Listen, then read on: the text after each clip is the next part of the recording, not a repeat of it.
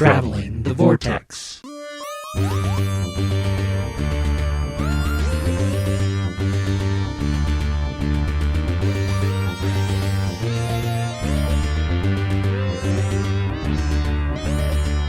We've joined the Daleks as they attempt to exterminate the universe in episode 474. I'm Keith. I'm Sean. I'm Glenn. How are you guys? Exterminate. Glenn is in his element this week. Yes, I am. I am loving it. Same thing we do every night, Pinky. Attempt to exterminate the universe. Yeah, I really digging this week. Really digging the next few weeks. It's all these new Dalek episodes. Lots of Daleks. Did you guys do anything fun this week? I officially got all of my Christmas up, so. None? Ooh, good for you. I am totally caught up. We got Mason put the tree together over the weekend downstairs, and then on Saturday I started digging out all the rest of the decorations and everything, and we just kind of slowly through the weekend kind of did a little project here, a little project there, and by the end of Sunday night we got it all up, so we're all ready for Christmas. Cool. We got all our decorations up too. Mel got quite inspired. Normally, the Christmas decorations is kind of a two-part event. We usually start late on, if we get inspired, we'll start late Thanksgiving Day after the turkey and everything and get some of it done, but we're all lethargic and sluggish. So then it spills over into the next day where we, kind of get everything done. And in this case, it was Sunday. She was like, all right, let's do it. And we got everything up. And then couldn't figure out why we were dragging so much Monday. I had to set the record straight on that. You overworked yourself. Yep. I mean, come on, honey. Decorating for Christmas. That's more work than we've done in, 7 months. It's not like you were going anywhere. I felt bad that I didn't have it done in time for Glenn to come over and see it. Yeah, I was there on Saturday, but it wasn't done yet. I did see the outdoor lights. They looked good. We've all watched The Mandalorian now. What did you guys think of this week's episode? It was really good. I enjoyed it quite a bit. I want to rewatch it before next week. Yeah, I think I'm going to probably rewatch it as well because I thought it was really well done. Best fan service ever.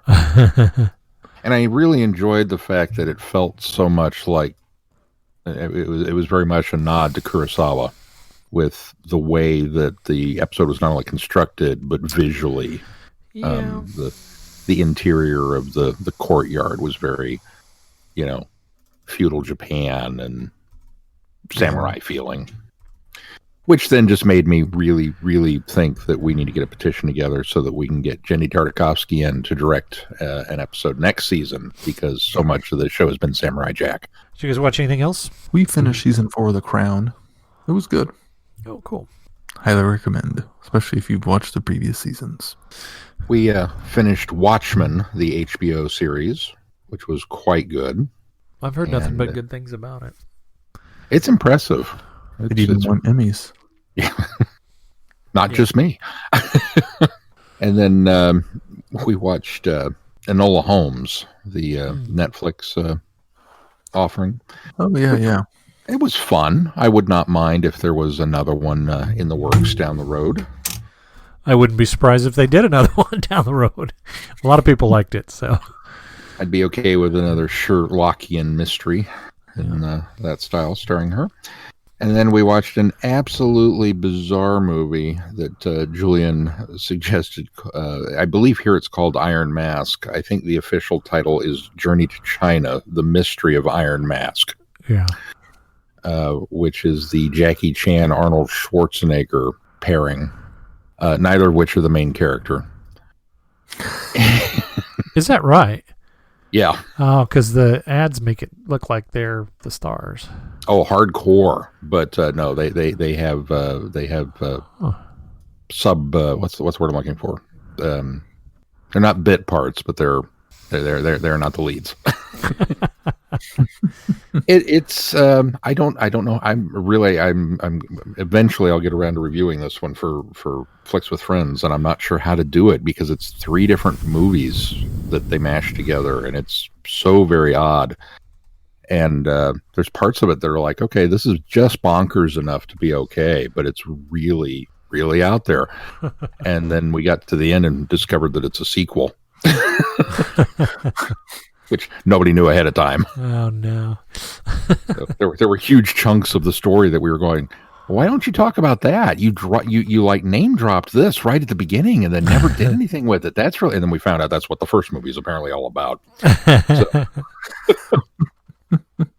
Well, now you have something to look forward to. Go back and watch.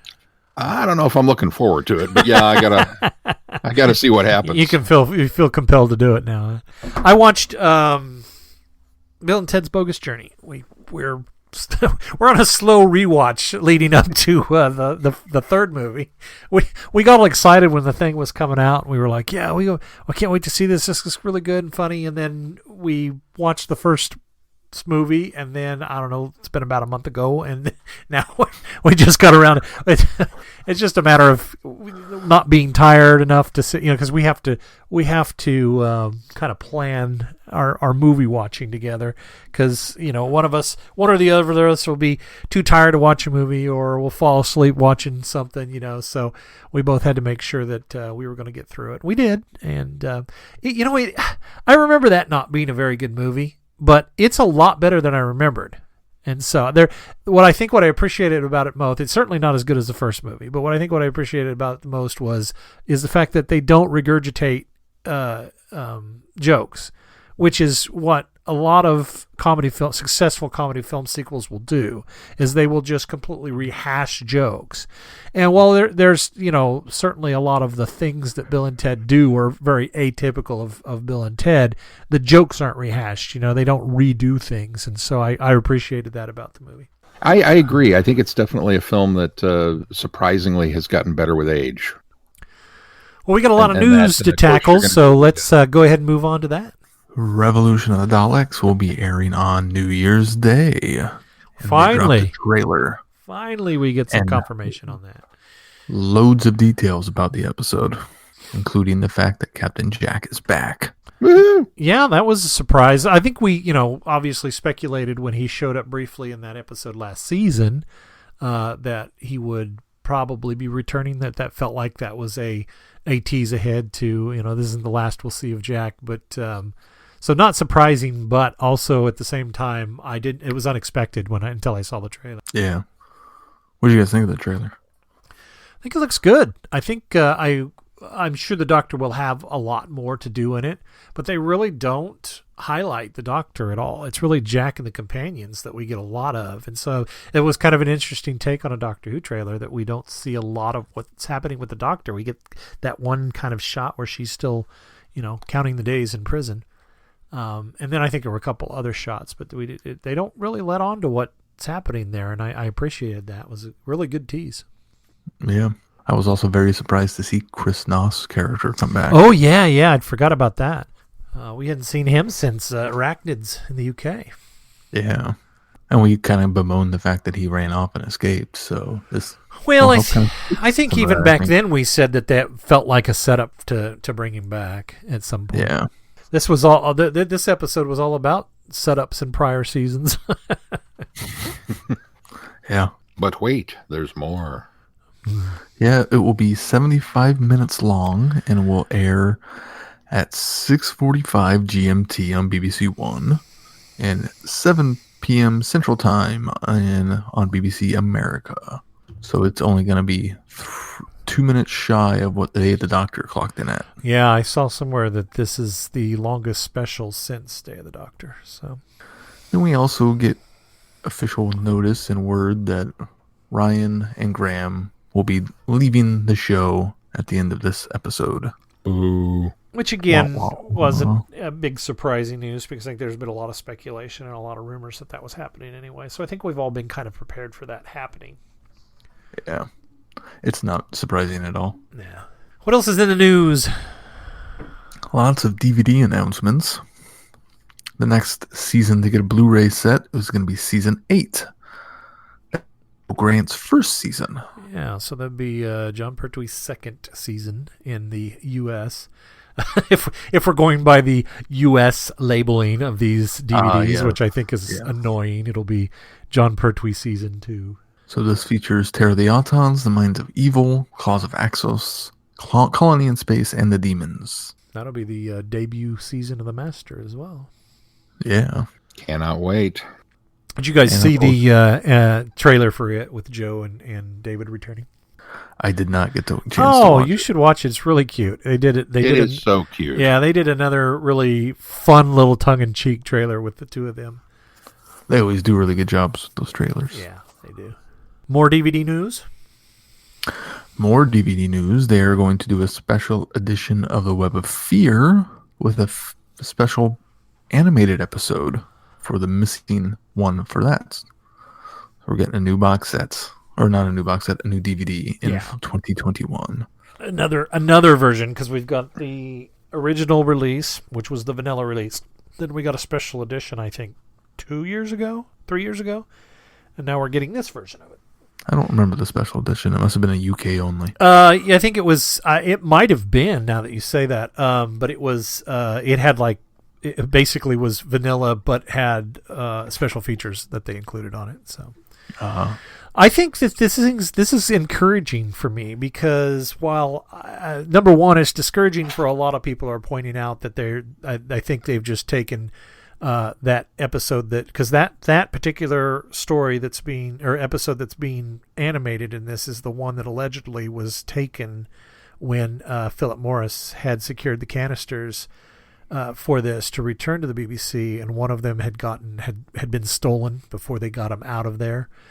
And so I think this, sadly, a lot of people are pointing out that they've probably given up on ever recovering that. And so that's part of the reason they're animating this. But I look at it on another way as if they're willing to go back and do the one episode of this, they might be willing to go back and revisit things like The Underwater Menace, which I think, while grateful that it got a DVD release with recons, it wasn't a very well done reconstruction because it I appreciate what they did with it, but just going with the stills in order of how they had them, it just didn't work as well as some of say the loose cannon ones have been. And that being said, I think that maybe they will look at going back and finishing or extending the animation for Wheel in Space, which we've already gotten the test animation footage for. So. Did you guys watch the teaser for this? I did, but I can't remember. Nothing wowed me about it, I guess. I can't remember what. What I noticed is it looked like different animation, and I saw somewhere that I think it's a different animation company. Oh, I saw Shapeshifter Studios. What I saw was a Patrick Troughton. They had animated an original blurb that Troughton had recorded.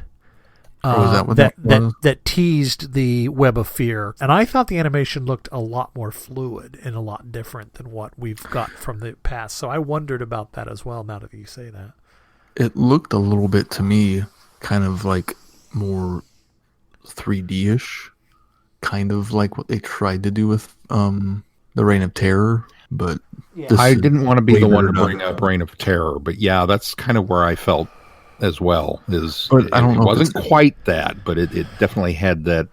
Well, it almost looks like smoother. It almost looks like rotoscoping. In fact, it almost looks like some of the style of animation that Ralph Bakshi did on American Pop. Have you guys ever seen that? It was basically a movie that was shot, and then Bakshi went back and rotoscope. He animated over those. Now, obviously, they didn't do that with this because I realized that there's nothing to rotoscope or nothing to animate over because we don't have surviving footage. But that's kind of the look that it has, and I think that's kind of the look that I've always felt that Web of Fear has. Now, I think that your guys' issue with Web of Fear being a little too creepy looking, I don't get that vibe from this. No, I think it has that. I don't know if that's because of the color or if it's just improved animation. No, I think it's still a different stylized animation. It's almost a cross between what we get in that Hartnell story and what we're getting with this current animation company. So it's almost a half and half of each, which I think I'm okay with. Although I was fine with Reign of Terror too, but I'm a little intrigued as to why they would have switched companies. the only reason I could But I see can't maybe find would anywhere- be, well, the only reason I would say, and this would be encouraging, is it takes a while to animate, and if they've got two companies trading off Right, yeah. and working on different things, then they can get these onto the Blu-rays sooner for the Trout season. So I Maybe suspect, you won't have to wait a year yeah, in between I releases. suspect what they're doing is they're probably just doubling up to try to make sure that this stuff gets done sooner than later. I tried to do some research and find out if this company had done one before, and it doesn't look like I couldn't find anything that they had, No, or they I couldn't find didn't. an announcement of the company who had done the Yeah. previous twos either. So They definitely haven't done any Doctor Who yet. So. it's still exciting. I'm It looking is forward to exciting. having a moving picture version of the episode 3. Me too. Good stuff. On Doctor Who Day, Big Finish announced a new box set that's going to be coming called The End of the Beginning, which will see the 5th, 6th, 7th, and 8th Doctors all team up in a multi-Doctor story, which will be fantastic because they always do a good job. The cynic in me would like to reply with, again? And the Doctor Who fan in me is like, shut up, I don't care. Go for it. Yes, more of this. Well, I mean, it certainly bookends what they've done. I mean, they started out with the monthly range, and now they're bringing the monthly range to an end so they can focus more on the, box setting of stuff. So it makes sense that they would end, especially with these 4 Doctors reuniting together. It's pretty cool. Pretty cool idea. Yeah. It bookends very well with Sirens of Time, which I think only had 3 of the 4 of them, but Yeah. Moving on, Candy Jar Books announced Series 8 of the Lethbridge Stewart line. Glenn, do you have details on that? Candy Jar Books Lethbridge Stewart series launches with the Domination game, I think is the first one in that set, which I think is a continuation on of their Dominators books. That, let's see, we had Mutual Assured Domination, and then I think there was one in that last series that we're still working our way through that was a Dominator story, but I can't remember what it was called. But Domination Game starts off the next set, and that's written by our friend Allie Leeds and Megan Fazell joining her. Fear Frequency by George Ivanoff, and then The Haunting of Gable Chase by Andrew Allen. And that'll be the next series. They've closed out. Rise of the Dominator was the last Dominator story during the Laughing Gnome. right. During the Laughing Gnome series. So. Well, and this series returns back to the normal timeline, doesn't Yeah, it? in We're fact, back I think in the 70s now. Yeah, I think the subtitle of this is Year 2. That was one heck of a year one. Yeah, we've wrapped up the first full year of those stories.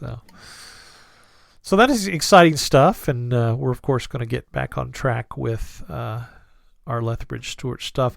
One other note, which I thought was pretty cool to go along with our news, is that the Lethbridge Stewart line is also getting a coloring book. Ooh. Which I think is a great idea. I want more.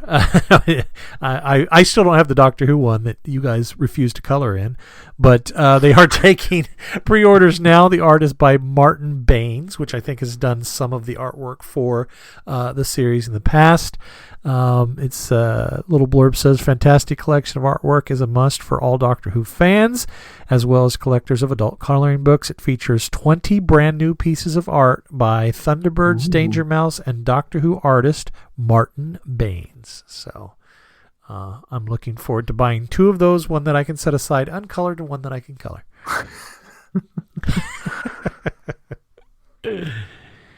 All right, well, let's move on to our reviews.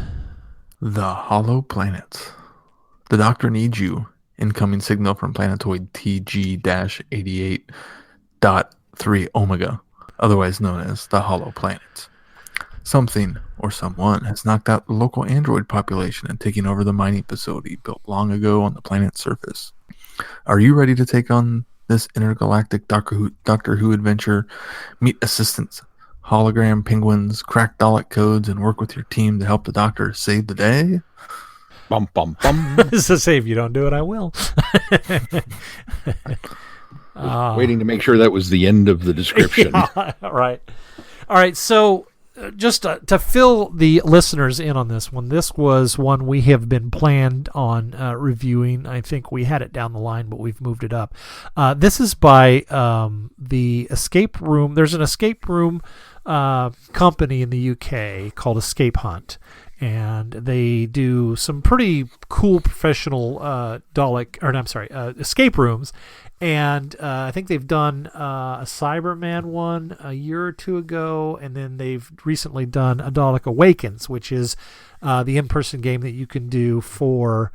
That was part of their initial bid for inclusion in Time Lord Victorious. And unfortunately, we have not been able to do that because it's in the UK. But what Escape Hunt has also done is, and part of this came about because of the COVID lockdown, and they knew a lot of people weren't going to be able to get out. So as part of that, they created the Hollow Planet, which is what they call a print and play escape room. You print it out. You pay, I think it was roughly $20. American, I think it's £14.99. You said, Sean, is that right? Yes, sir. And so you pay, and then you print this out, and you go through it. There's no time limit like there is in an escape room, but there's a lot of really cool little puzzles that you work through as you go. And so we played it over the weekend, and I thoroughly enjoyed it. I think it's well worth the money. Of $20 to buy this and print it out. We did have some hiccups with printing because none of our printers wanted to cooperate, but we managed to finally get working copies, and that is to no fault of Escape Hunt. That was our technology here that we had issues with, but once we got leave it all, to 2020 to be the perfect. Once we overcome these challenges, we're given something else to deal with. Right. But it's a lot of fun. Printing is very essential to the game. Yes, it is. And but the puzzles aren't without challenge. They are somewhat challenging puzzles. They're doable. I think it's not something that is completely over your head. Some of the mechanics of the puzzles are very familiar. They're basic logic puzzles, but done in such a way, a clever way, in order to help further the mystery of the game and the logic in putting them together. Yeah, I had a lot of fun playing it. It was really nice to be able to get together. Of course, we were all very safe. We want to say that we social distanced as much as we could, and we did wear masks around each other because we are still dealing with COVID. So be aware that we were still being safe even though we got together. But what do you guys think of the game? I 100% agree with you. I was surprised. I've not done. You're kind of the escape room hound of the group, and I had not done anything along these lines, and I found it to be fun and enjoyable, and just challenging enough that there were certainly moments where I think we were not quite pulling our hair out, but. We're at least scratching our heads. Definitely some head scratchers. And it was just in a kind of an enjoyable little romp. There were just a handful of things that I could wish for that would have made it, I think, that much more enjoyable, to kind of treat it as a true interactive. Maybe I'm used to the old days where we would have things like the Star Wars VCR board game. So if you remember how that was put together, something of that nature where there was an actual video segment awaiting you. But no, it was very cool. We should point out that if you do have this game, you do need an internet connection, not just to download it, but there is some interactive stuff that does happen, and you do need a internet connection and I guess an email for sure, an email account. Along with markers and printing ability. Yeah. I would suggest and scissors. I would suggest colored pencils instead of Sharpies. But Sean is a Sharpie fan, so we made do. It worked. Yeah. Yeah, I agree. I think that it was a lot of fun to do all the challenges that they included, and some of them were decent challenges. Some of them were pretty easy, but other ones were weren't necessarily hard, but a little time consuming to figure out how they were supposed to go together. Yeah. And I think if you're somebody that works out puzzles a lot, you'll certainly fare better than somebody that doesn't.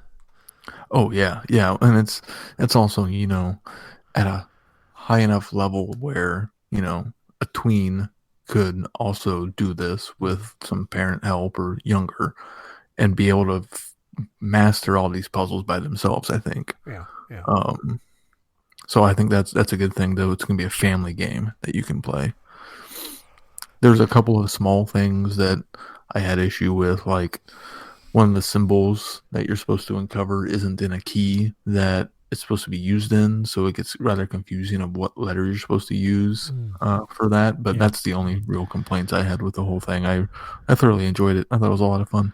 I'll say I'll even go one step further. That it at least to my mind, reminded me of the Lego video games. That I enjoy those because they're for one, co-op, because it's something that Mel and I can do together versus so much of the versus modes on these video games.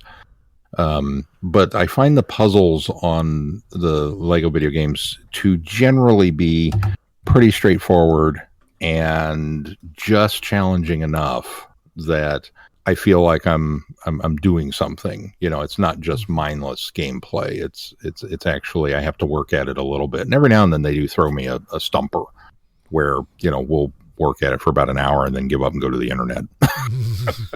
Yeah. So this kind of reminded me of that difficulty level. I think what I liked about it too is they had the little online manual that you could reference to kind of get some clues and hints. So that was well done.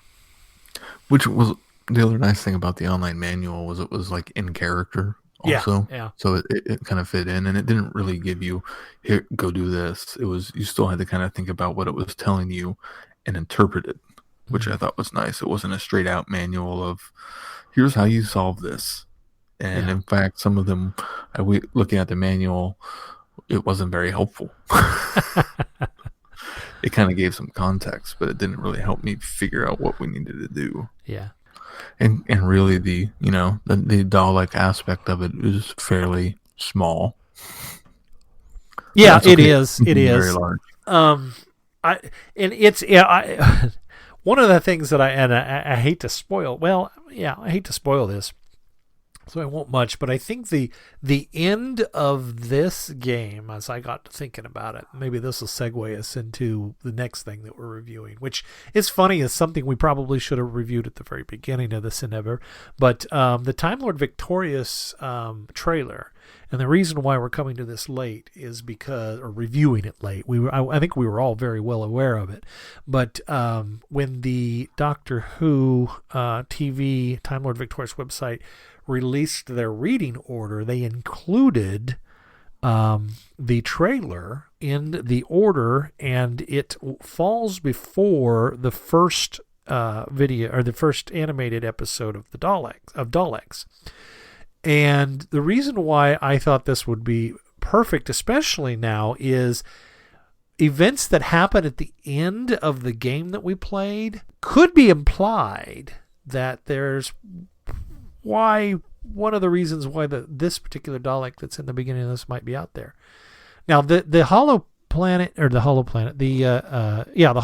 game actually also takes place right before A Dalek Awakens, which is the escape hunt game. But I think on that reading list too, or the list of how things proceed, Dalek Awakens is actually after the. I could be wrong. It might have been between Hollow Planet and the trailer now too. That I think about it. Because I got the impression that the Dalek in this was the Dalek in the Dalek Awakens. Yes, I believe that's true.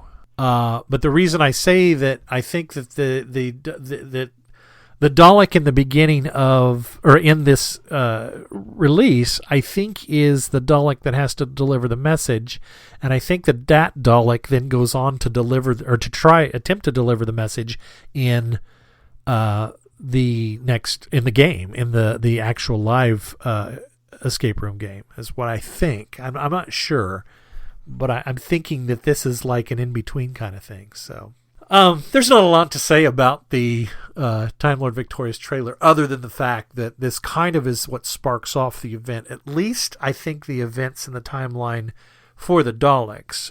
If we're meant to believe that this Dalek has somehow come back from the Dark Times to deliver a message to the Daleks who have not experienced the dark Times yet, kind of a bootstrap paradox. I think that this is to imply that whatever has happened in the past has caused this Dalek to, awaken, and send a message to the other Daleks. Something is coming and something has happened. See, I got the impression from the trailer, maybe it's just because I'm watching it after, the audio we listened to and watching the first 2 episodes of the Daleks series, that it was the strategist. Oh, no. It's definitely not the strategist. In the trailer. No, it sounded like him to me. It's a clone. I think he sounds like that because he's a weather-worn Dalek, but I don't think that. Well, I guess in turn it could be the strategist, though. It could still be Bootstrap, and this Dalek could be the strategist who has survived everything that has come to pass that we're experiencing now in the Daleks timeline. So I suppose it could be. Although I think I read somewhere that it doesn't have the markings of the. Somebody pointed out that it has the markings of the drone and not the strategist. So the casing of the drone, not the strategist. I don't know. I'm somewhat casing blind when it comes to Daleks, unless they're pretty colored. That's true. Yeah, I'm not going to get close enough to the Dalek to read the little insignia on its collar. It's, they don't wear name tags, Yeah. Unless it's the Cult of Skaro with their fun little whatever those were. It's like, nah, you stay over there. What's Pfizer? Yeah. It has something to do with the bumps on it are different, I think is what I read. And the exterior, the casing of the the slats that are down below the neck rotating part, they aren't damaged in the way that the strategist is. At least that's some of the things that I've seen on people that have analyzed the trailer online. The xylophone? Yeah, the xylophone. Why has that joke not happened yet? Why has the Doctor never walked up to a Dalek and just started going to town? All right, well, speaking of Daleks, let's move on to the first episode of the new animated series. All life wants something. The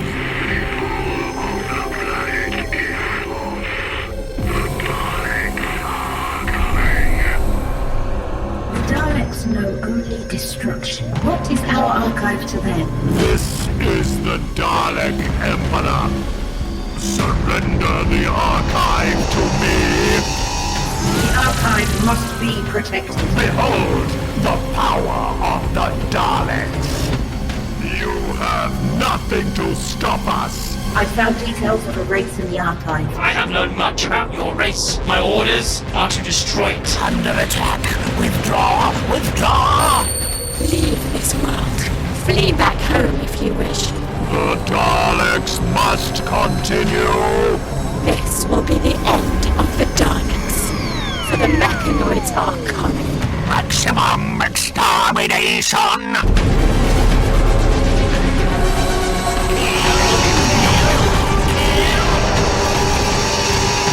How have the Daleks failed?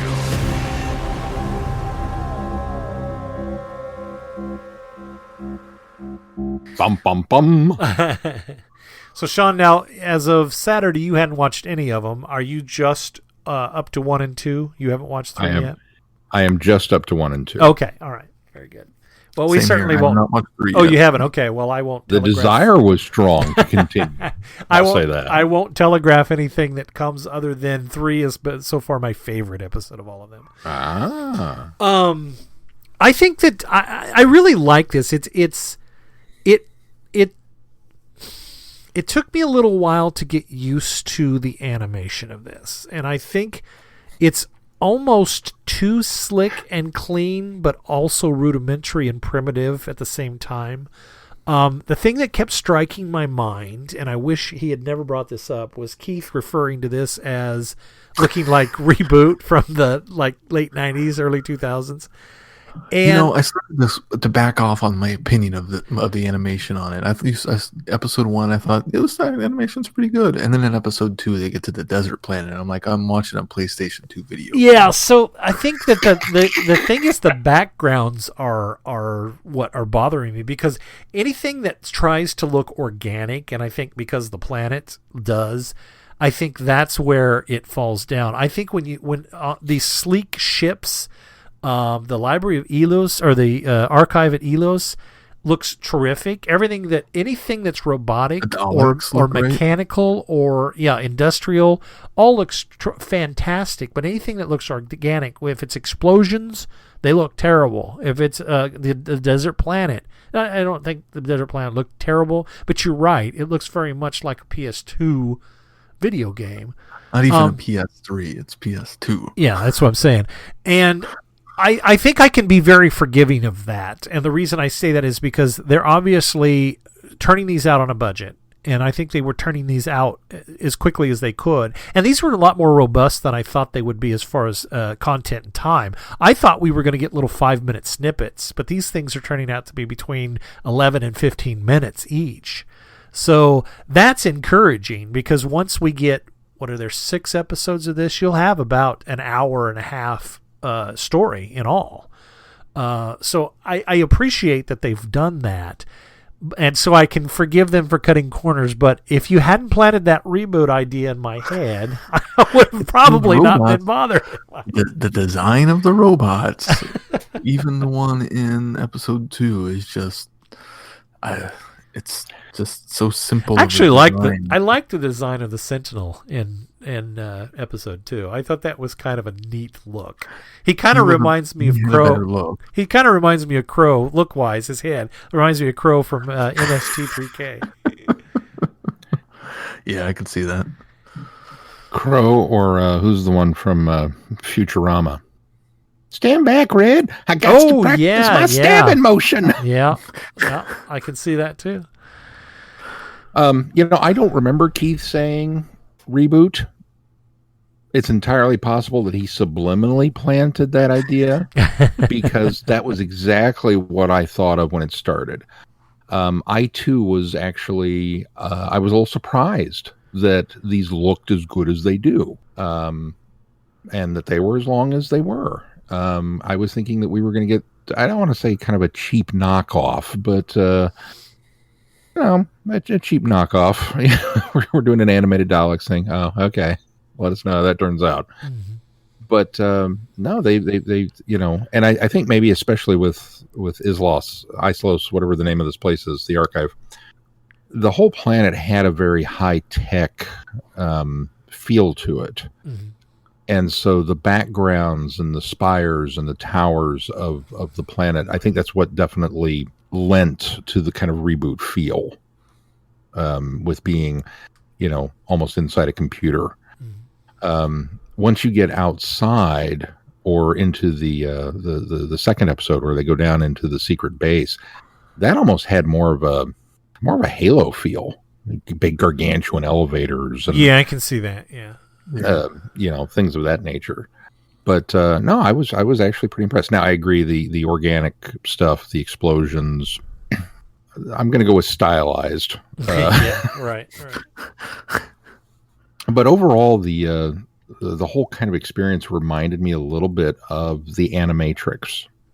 Yeah, I can see that. I can see a little where bit. it's just here's a whole kind of side story of world building that's going on that is going to play into the main plot thread, but just a little bit. Yeah. And now I'm kind of wishing they had really embraced that and maybe given different episodes by different animation houses a go, and just kind of let everybody, and if they want to expand this into a Dalek series, like an ongoing, just every so often we get a new one that drops on YouTube and it's from a different animation house, and some are cell shaded and some are computer animated and some are traditional, and I'd be all for that, because I think the Daleks in a way kind of embody the perfect way to tell those different stories with, whatever planets they wind up or shenanigans they get into. Yeah. But I was pretty impressed. Another thing that it strikes nostalgia for me is it feels like this would fit in, although they're certainly longer than some of the pieces were on this, but these feel like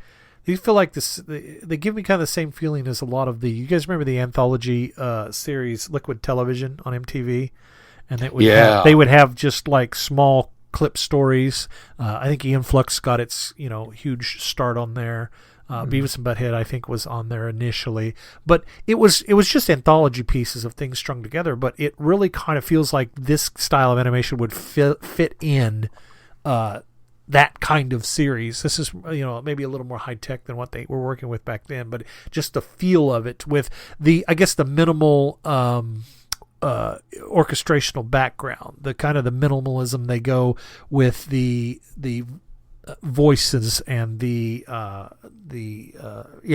soundtrack itself, I think kind of strikes some of those anthology pieces they had in Liquid Television as well. Yeah, very much so. It's a good story going on. I want to know more about the entity, and in fact, by the end of this, I was convinced that what the librarians there had unleashed or had brought through was the Hond. And from the comic, and I thought, oh, okay, this is where this must tie in. And then it wasn't until last week, and I'm not tipping the hat much, but tipping my hand as much, but this week even we still don't get much on what this entity is. So I'm starting to back off, thinking, okay, this probably isn't the Hond. Apparently, maybe this is the maybe this is the gateway from which the Hond was able to come through. But I don't think this entity is the Hond. Bit of a slick ending there with that first story. Like, what did you give them? Yeah. You.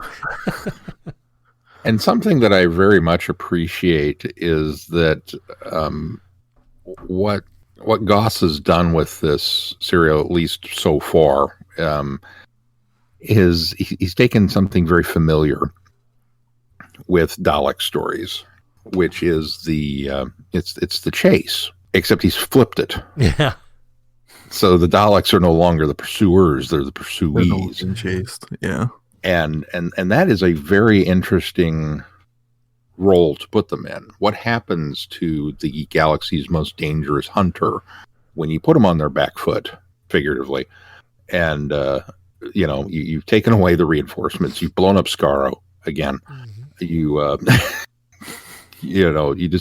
They don't have anything left. How dangerous is this caged animal now? Yeah.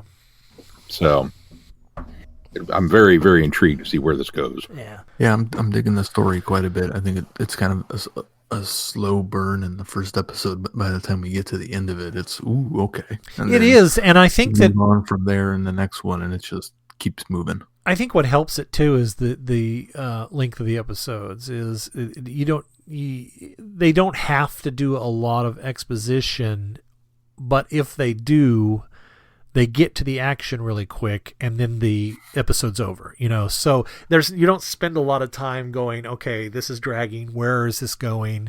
There is a lot of those potential moments, but it never gets to that point, and it never gets too long, especially because they're working in the constraints of 14 minutes. And I felt the action was where it was dragging, and I thought, where is this going?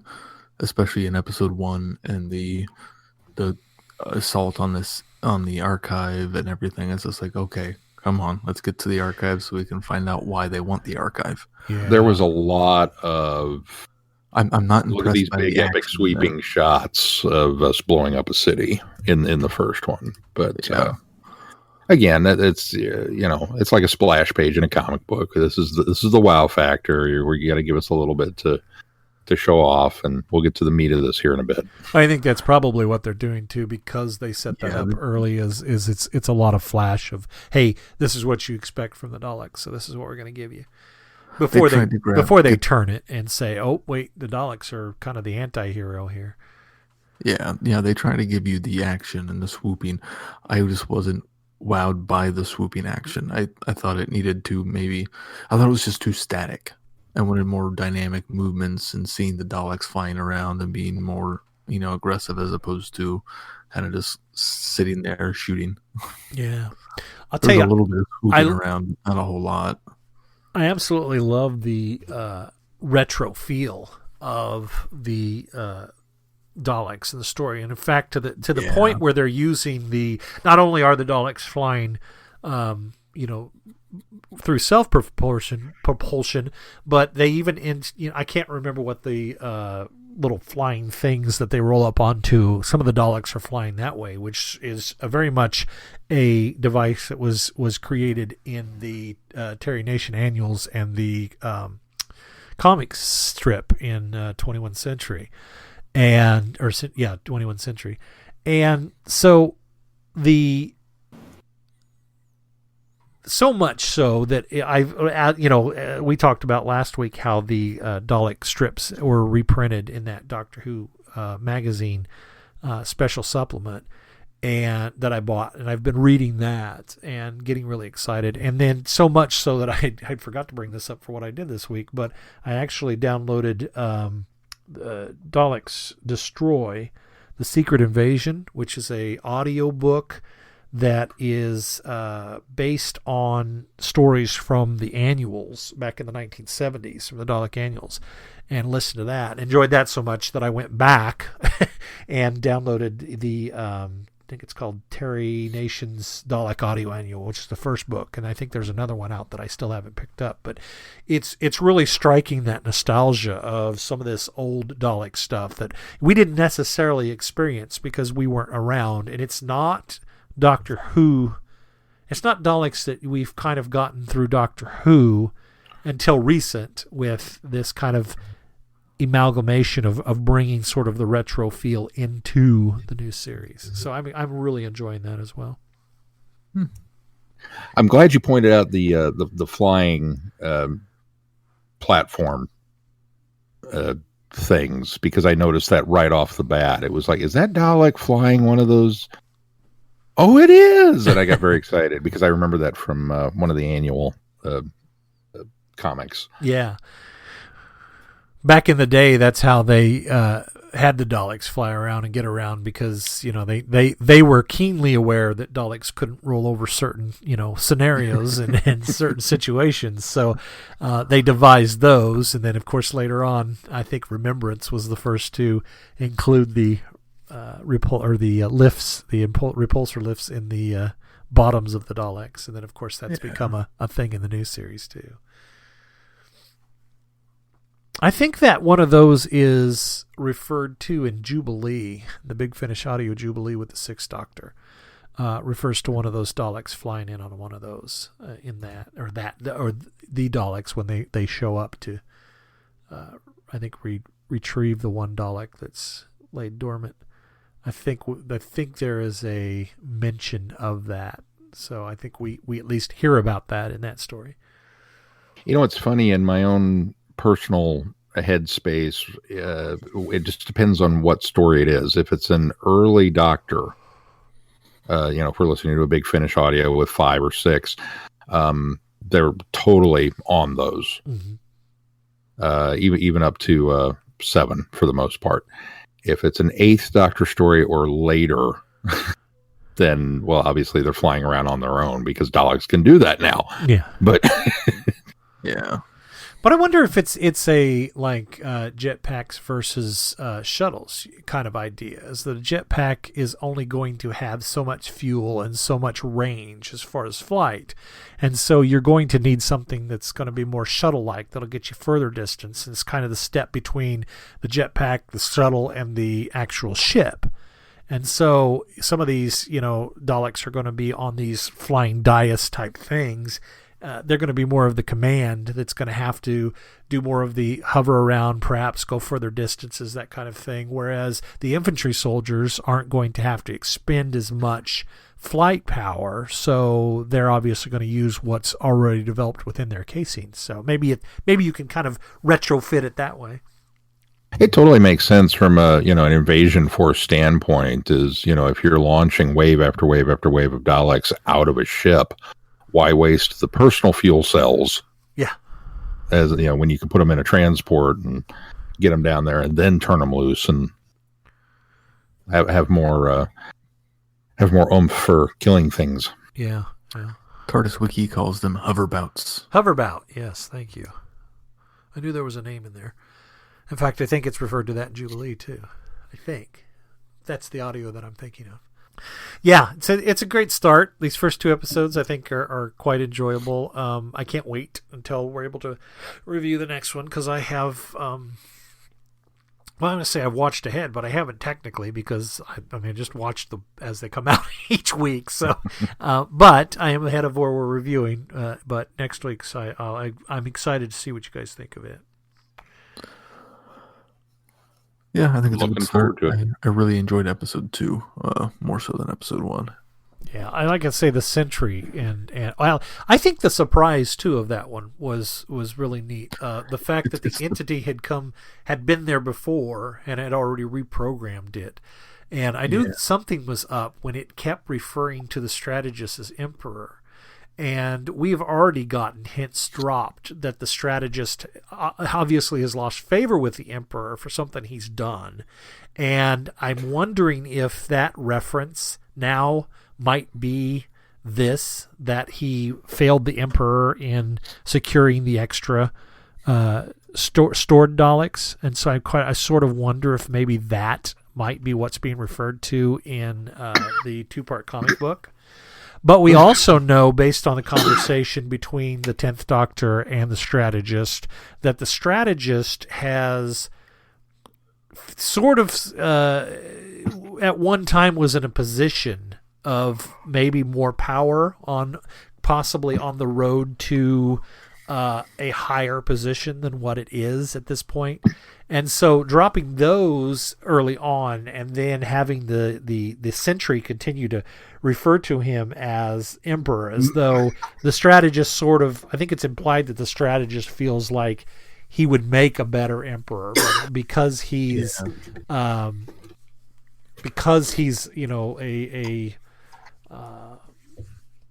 good steward of Dalek kind. He's in his station, and he doesn't rise above his station. And I think that's kind of implied earlier on in the stuff that we've reviewed. And so to see that kind of that little narrative still be there with this, Sentinel kind of goading him, this could be your army, this could be, he doesn't so much say it except for that's kind of the offer as it comes up. But so I kind of like that. That was a neat surprise that the entity had been there because it exists before and after it was there ahead and had already reprogrammed the Daleks. Yeah, I thought that was a nice twist. Yeah. So, do we think that the strategist's actions are being done out of? I hesitate to use the term loyalty. Well, I think it is loyalty in regards to the Daleks, but is it? I think it is loyalty. I think it's. I think if nothing else, Daleks are ultimately loyal. I think that's an excellent term to use for them because they are very much command structure, following the command, almost hive mind in a way because they're all connected to this interconnected network. But they do acknowledge higher command and higher structure, and I think that's ultimately the strategist is being tempted to go against his Emperor, and he not only doesn't go against it, but he so much so that he's ready to self-destruct these Daleks in order to keep them from going to war and taking over. So probably, I mean, I don't know. I thought it was interesting from the standpoint that we have had a Dalek civil war. Oh yeah, already at this stage, with a faction rising up against the Dalek Emperor. Now, of course, they were loyal to Davros, but it was very much there. And so that kind of made me wonder if the strategist was playing that idea off. Is there a benefit to that happening versus the... Because, I mean, he did essentially start a civil war in order to not start a civil war. Right. and he destroyed the larger of the two factions. He could have taken the army, gone up, kicked the Emperor's butt, and called it good, and then dealt with the problem of this entity, and instead remained loyal to the Emperor and wasted the troops. So it's an interesting conundrum, which I'm very curious to see how they're gonna, or if they'll play off of it and go any further with it. But yeah. I thought one thing that I think it got struck down. Somebody decided that it couldn't work, but I think one thing that was early on implied in fandom was that these Daleks might have been the ones, or I think maybe when the trailer for the last week's episode came out, people were speculating that these Daleks that were hidden in this planet were the ones that were buried in Planet of the Daleks, which I think would have been a really cool connection. Ultimately, it doesn't work out that way, but that would have been cool. Well, I'll be honest. I'll show my my lack of who knowledge that the name of the episode is The Sentinel of the Fifth Galaxy, to which my brain automatically went, oh, Galaxy 5. This is that old Hartnell serial where they went and took over that whole... So they're going to go over there and get help, and then realize, no, that was Galaxy 4. So your headcanon is whatever you make it. That's right. I thought we were getting a deep cut, but no, I'm just wrong. Yeah. All right, Sean. Well, what do we got coming up on the schedule? Well, if things hold, the schedule at this point is for us to return next week with a story, What the TARDIS Thought of Time Lord Victorious, and Daleks number 3, Planet of the Mechanoids. Ooh. And number 4, which I don't believe we've got a title for yet. We do not. And so that is on the docket for review. The schedule has a lovely interlude that was posted just recently as we kind of wait and see what happens. So more on the website. If you get any value out of this podcast, why not consider putting some value back into it, clicking on our Patreon link that you can find there on the website. Also, please consider giving us a 5-star review wherever you subscribe to podcasts. Every bit of that helps bump us up in the ratings. And then make sure you join the conversation as usual in our listeners forum on Facebook. And there you can engage with us and Jamie and other listeners and share your thoughts and insights. Anything else we need to add this week before we close the show out, guys? There is a new poll up for the Traveling the Vortex book club. So go there and vote for January's book. Yeah, I just saw that the Wintertime Paradox was on there, so I will already have that one out of the way if that's the one we vote for. Actually, I think Cricket Men's on there too, so we've reviewed 2 of those stories. It's 2 of the 4. Yeah. So there, it's nice to be ahead for a change. If I'll put this challenge out there, if either of those 2 books win in the poll, and if there's another one on there we've already reviewed, this goes for that as well, but I can't remember what all was on the poll. But if either of those 2 books specifically win the poll, I challenge all 3 of us to be sure to go on there and put a review, because I think sometimes we've even lacked in going on there, because I mean a lot of times if you're like me, you don't always have the luxury of reading the books that everybody else is reading, because we're often doing other homework for this podcast. But since we have gotten those ones out of the way, if those end up being the book of the month, then I challenge all 3 of us to go on there and leave our thoughts on there for the book club. Sound good? Okay. All right. Well, if that's going to do it for this week, until next week, I'm Glenn. I'm Sean. I'm Keith. Cheers. Good night, everybody. Be seeing you. Thanks for listening. You have been listening to Traveling the Vortex. Doctor Who and all of its associated programs are owned and trademarked by the BBC. No infringement is intended or implied.